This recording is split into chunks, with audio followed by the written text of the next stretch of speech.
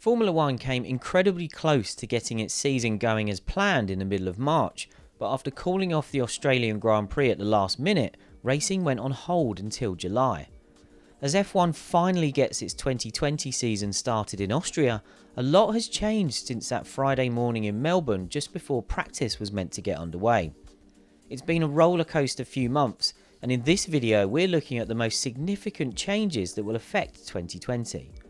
Let us know in the comments what you think the biggest changes are to F1 for this year, how much you're looking forward to the delayed season finally getting going, and give this video a like and subscribe to our channel while you're here.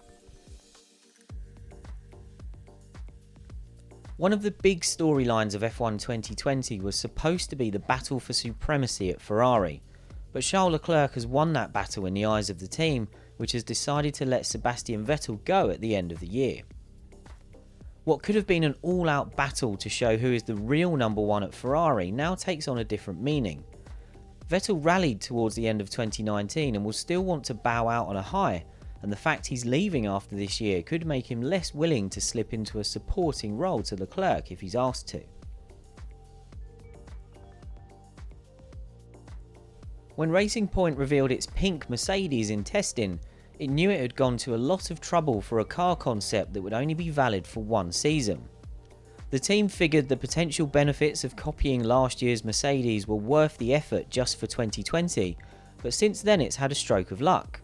F1's decision to push back its new rules to 2022 and effectively carry over this year's cars to 2021, more on that later, means Racing Point now has a 2-season window for this car. With development being limited to further control costs, if the RP20 is quick out of the box, the Silverstone-based team could be locked into a competitive position for the next 2 seasons. This could also apply to any team that has dropped the ball with its 2020 car. In accepting the delay of the new rules, Williams has probably consigned itself to another season at the back. There's also talk of Ferrari not being happy with this year's car, and if that turns out to be true, it will have to carry that pain for longer than expected. The bizarre makeup of the next 2 years, well, 18 months in F1, will have a big impact on how teams approach the development battleground. Teams were researching and developing upgrades before Australia, with a view to introducing them a few weeks into the season. But exactly how far they got with that process could determine how many updated parts we see in Austria. We can expect the big teams to still bring as much as they can.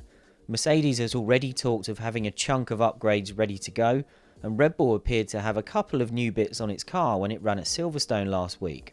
At the other end of the scale, Haas says it is not planning any car updates while the rest of the 2020 calendar is not clear, because it doesn't know how far it has to stretch its budget until the full season is set. Until then, its design and aero testing levels are running at a minimum level, so don't expect a raft of updates even once the full calendar is confirmed. One of the biggest stories since March was Williams announcing that it could sell a minority or even majority stake in a bid to bounce back from its recent struggles.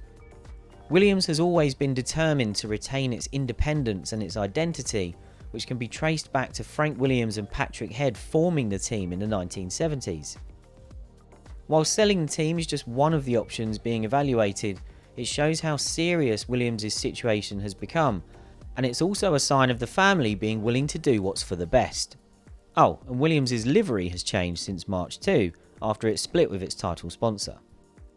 The financial concerns created by the uncertainty of 2020 makes this an interesting time for anyone who wants to buy into an F1 team.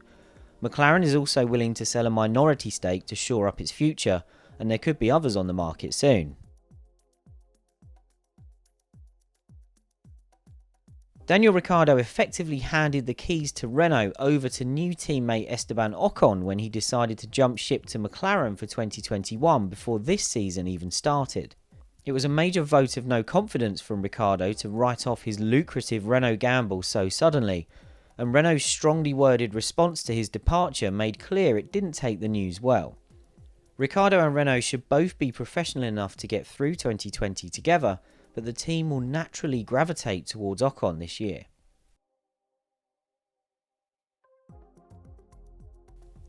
Formula One's virtual races during lockdown gave several of its younger stars the chance to show their personalities and connect with a younger online fan base like never before. But it also gave George Russell a chance to shine. Those who have observed Russell's career closely up to this point, including Mercedes, already know what he is capable of. But his rise to prominence in the virtual GPs gave him a profile boost he could never get while battling at the back of the grid with Williams. Russell admitted that he's had more publicity from his online racing success than his real F1 career so far, and it's never a bad thing to get that winning feeling back. How quickly Russell got up to speed on the Codemasters F1 game was a testament to how hard he worked at it, and we got to see a lot of that effort firsthand via his streaming.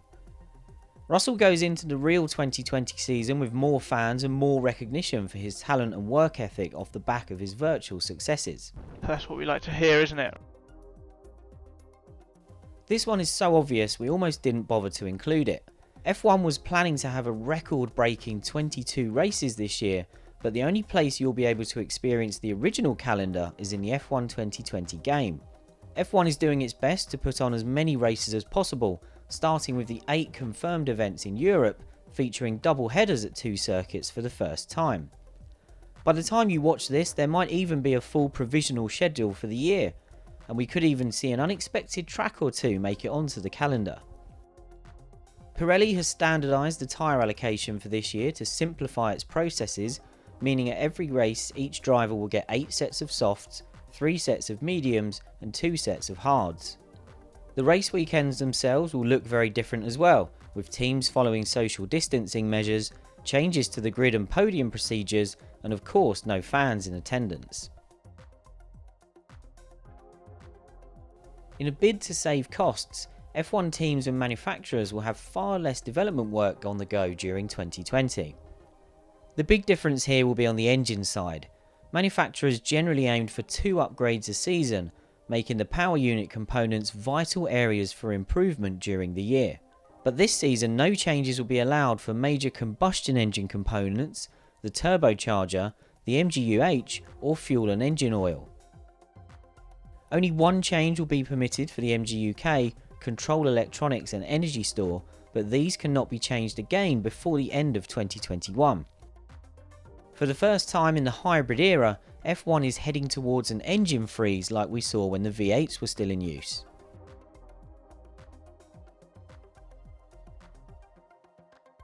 Surface aerodynamics will continue to be free to develop, but this year's chassis are largely being carried over to 2021.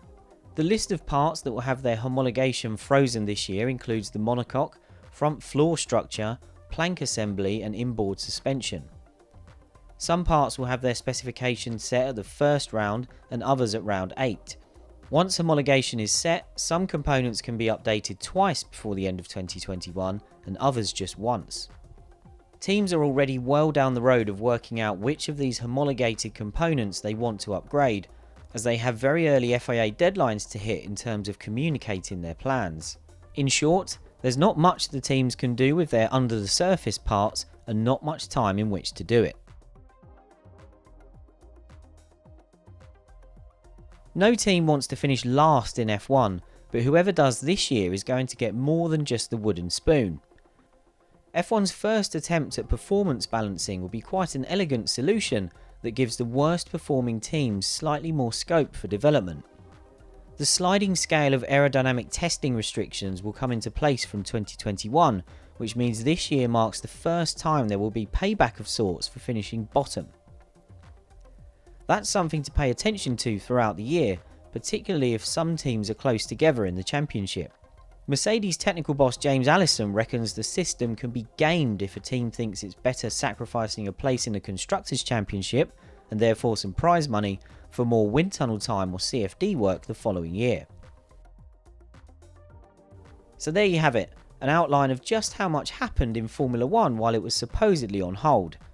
We can't wait for the season to get going, and we'll be bringing you lots of videos about what happens at the races, so make sure you like this video and subscribe to our channel so you can join us for the ride.